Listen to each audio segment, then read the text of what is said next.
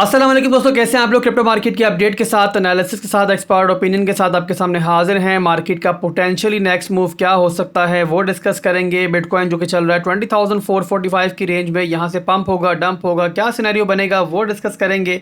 और इसके अलावा दोस्तों, कल जो एक और फंड, एक बहुत बड़ा फंड आया मार्केट में, USDC का फंड, उसको भी डिस्कस करेंगे कि आने वाले दिनों में क्रिप्टो मार्केट पर उसका क्या इम्पैक्ट पड़ सकता है। इसके अलावा जो उसके होल्डर्स हैं उनको इस टाइम क्या करना चाहिए, क्या थोड़ा सा जो लॉस हो रहा है उसको बुक करके दीगर स्टेबल कॉइन्स के अंदर मूव कर जाना चाहिए, या फिर अभी उनको वेट करना चाहिए। ये सारे टॉपिक्स मेरे भाइयों आज की वीडियो में डिस्कस करेंगे। और मैं उम्मीद करता हूं कि जो सवाल भी आप लोगों के जहन में इस टाइम मौजूद हैं उन तमाम का जवाब आपको मिल जाएगा। और इसके अलावा जो पोटेंशियली नेक्स्ट मूव हो सकता है उसके बारे में भी आपको आइडिया हो जाएगा। तो वीडियो में दोस्तों आगे बढ़ते हैं, ज़्यादा आपका टाइम वेस्ट नहीं करेंगे। बट उससे पहले अगर पहली दफ़ा चैनल पे आए हो तो सब्सक्राइब लाजमी कर लो जाके सबसे पहले। साथ में अगर आप लोगों ने अभी बेल आइकन को भी हिट नहीं किया हुआ तो उसको भी हिट कर लो, ताकि जो मेरे सब्सक्राइबर्स, मेरे फॉलोअर्स हर मूव से पहले बाखबर रहते हैं। 25,000 की रेंज में उनको मालूम था कि रिजेक्शन होनी है। मैंने पहले से बताया हुआ था कि 19,500 की रेंज तक CME गैप है, जो कि जल्द या बदेर जो है वो यहाँ पर फिल आउट होना है। जल्दी फिल आउट हुआ, बट जैसे बताया था वैसे फिल आउट हुआ। और आपके सामने है कि यहाँ पर मेरे तमाम सब्सक्राइबर्स, मेरे फॉलोअर्स गवाही देंगे कि वो यहाँ पर कितने टेंशन फ्री के साइड पर बैठे हुए हैं, अगर उन्होंने मुझे फॉलो किया होगा और मेरी बात सुनी होगी। बहरहाल दोस्तों, यहाँ पर वीडियो को हम आगे बढ़ाएंगे। और एक रिक्वेस्ट मैं और करूँगा कि वीडियो पसंद आए तो लाइक और कमेंट करना मत भूलना। बिटकॉइन का चार्ट दोस्तों मेरे सामने ओपन है। पोटेंशियली नेक्स्ट मूव क्या हो सकता है वो डिस्कस करते हैं। बट उससे पहले जो फंडामेंटल अपडेट कल आई थी USDC की मैनेजमेंट की तरफ से, जिसके बाद उनका जो कॉइन है वो डीपेग हुआ, स्टेबल कॉइन, और 0.88 की रेंज तक फॉल कर गया। और अगर दोस्तों कुछ एक्सचेंजेस ने वहाँ पर जो ट्रेडिंग थी वो रोकी ना होती तो ये भी खदशा था कि इससे भी नीचे ये डीपैग होके गिर सकता था। बहरहाल दोस्तों, यहाँ पर सूरत हाल ये बनी कि इन्होंने ट्विटर पे आके ये ऐलान किया कि जो सिलिकॉन वैली बैंक है, जो कि यहाँ पर दिवालिया हुआ है, उसके अंदर इनकी भी काफ़ी बड़ी इन्वेस्टमेंट थी।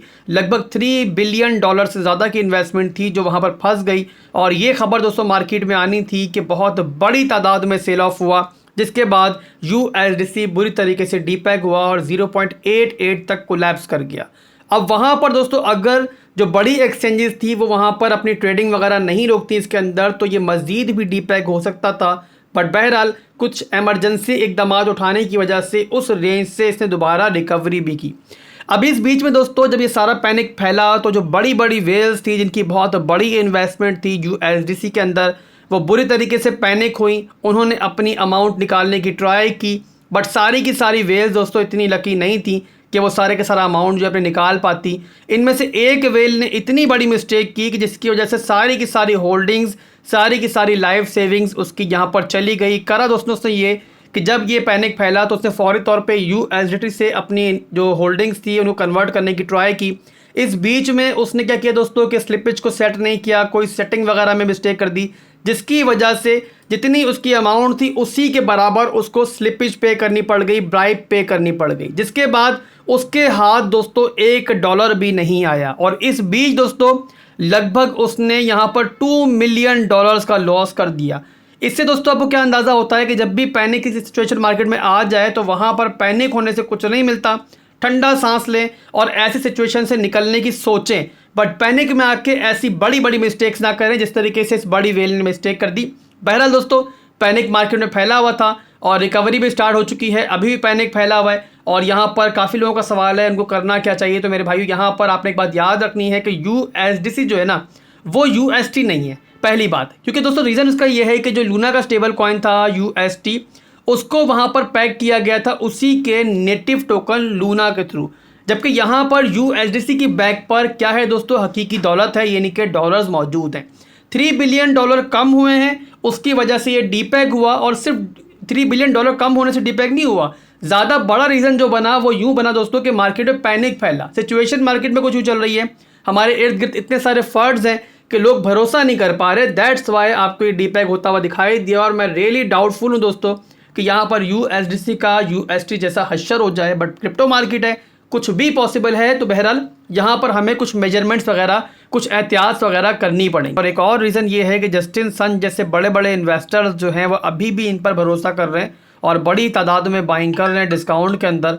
और यहाँ पर चांसेस ये हैं कि इनकी मैनेजमेंट जो है वो गैप था इनके पास $3 बिलियन का, वो पूरा करने में कामयाब हो जाएगी। बट क्योंकि दोस्तों यहाँ पर हमारी रियल मनी इन्वॉल्व है और हम यहाँ पर इनकी प्रॉब्लम में इनके हिस्सेदार नहीं बन सकते, हमें अंधा भरोसा नहीं करना है, तो बेहतर ये है कि आप फिलहाल के लिए स्टॉप लॉस के साथ मूव करो। जो लास्ट ड्रॉप आया था उसके नीचे स्टॉप लॉस रखो और जैसे ही ये $1 के नज़दीक पहुंचता है आप फौरी तौर पे जो अपनी होल्डिंग्स हैं वो USDT के अंदर मूव आउट करो। अगर अभी करोगे तो ज़्यादा लॉस करोगे, तो अभी मैं आपको मशवरा नहीं दूंगा लॉस करने का, क्योंकि फ़िलहाल भी मामला जो हैं वो कंट्रोल में आते हुए दिखाई दे रहे हैं। हालांकि फ़िलहाल ये बिल्कुल अनस्टेबल बिहेव कर रहा है और इसका रीज़न भी आपको बता दिया है मैंने पहले कि काफ़ी सारे एक्सचेंजेस पे यहाँ पर इनकी जो है फ्यूचर्स ट्रेडिंग स्टार्ट हो चुकी है और लोग इसमें क्या कर रहे हैं, ट्रेडिंग कर रहे हैं पूरी तरीके से। दैट्स वाई जो प्रॉफिट बुकिंग होती है ये दोबारा ड्रॉप होता है और फिर दोबारा जब एंट्री लोग लेते हैं दोबारा से टॉप पे जाता है। तो यहाँ पर आप लोगों ने ये ध्यान रखना है कि आप लोगों ने अंधा भरोसा फिलहाल नहीं कर। इसके बाद चलेंगे दोस्तों बिटकॉइन के चार्ट के ऊपर, जहाँ पर 25,000 की रेंज से रिजेक्ट होने के बाद एग्जैक्टली CME गैप जिसे बताया था मैंने आपको कि 19,500 की रेंज तक CME गैप है, उसको फिल आउट किया बिटकॉइन ने और बाउंस बैक करने के बाद 20,500 की रेंज में बिटकॉइन इस टाइम घूम रहा है।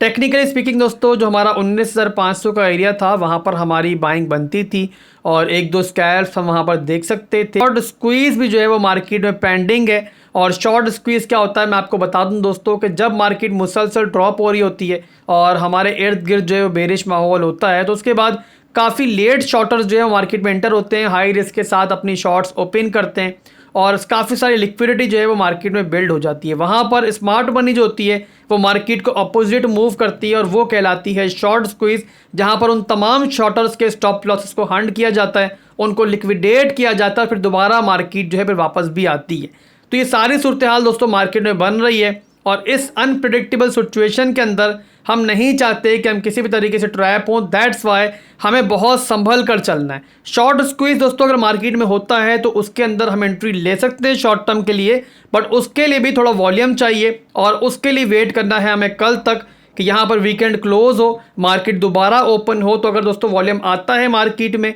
तो हम यहाँ पर भी एंट्री देख सकते हैं। अदरवाइज दोस्तों मेरे हिसाब से जो बेहतर एंट्री रहेगी वो 18,000 से लेकर 18,500 की रेंज में रहेगी और वहाँ तक बिटकॉइन ड्रॉप होता है तो ये एक तरह से हमारे लिए अच्छा ही होगा।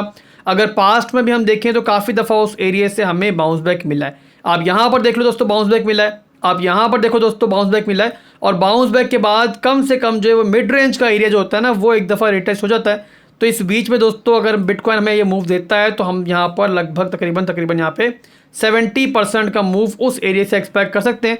तो वहाँ पर मेरे हिसाब से हमें एंट्री एक अच्छी मिल सकती है।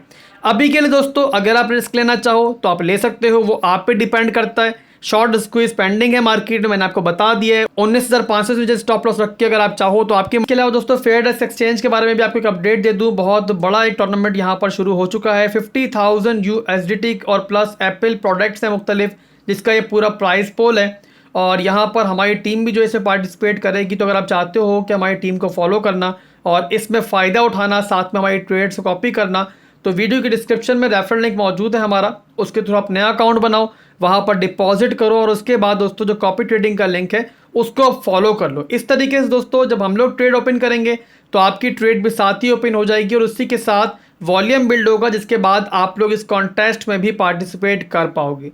तो अगर दोस्तों फ़ायदा उठाना चाहो तो फौरी तौर पे आप लोग रेफरल लिंक से ज्वाइन कर सकते हो। तो फिलहाल के लिए दोस्तों ये मार्केट में हमारा ट्रेडिंग प्लान था जो बता दिया मैंने इस वीडियो के अंदर। आपको मार्केट की सिचुएशन भी बताई है क्या चल रही है और कोई भी चेंजिंग अगर टेक्निकली या फंडामेंटली मार्केट में होती है तो उसके बारे में एक और वीडियो बना के मैं आपको अपडेट दे दूंगा या टेलीग्राम और डिस्कॉर्ड पर आपको बता दूंगा।